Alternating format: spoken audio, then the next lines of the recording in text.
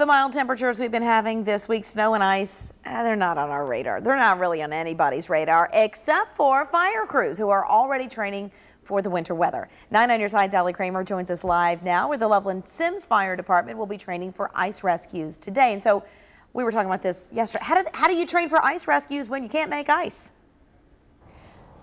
Good morning. Well, you know, this is actually great weather for them because they can simulate what it's going to be like when there is ice in the ponds, maybe in about a month or so here. And we think, you know, hey, it was 60s yesterday. This water, it must be nice and warm. No, not at all. It was still only 38 degrees, so very cold for those crews that were training. Take a look at this video. It's really interesting to see how it's done. During the training, those rescuers, they're wearing dry suits, which keeps them protected from the water. They were getting a little water in their gloves, we were told, but they actually use this floating plank of wood that simulates the ice. Crews say it works really well because it replicates the level that the ice would be floating at, and it's sort of unstable like the ice would be. Now, Captain Bruce Hawk says that ice rescues don't happen often, but they're so high risk, so they have to be prepared for that scenario.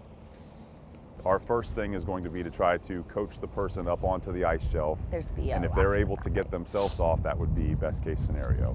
Next, we would reach for them if we can, if time allows, we would try to reach for them or use some sort of rope to throw to them. And if that doesn't work, then we will take an inflatable boat out onto the ice shelf, or we will just send a personnel tied to a rope to go rescue that person if it's a time critical event.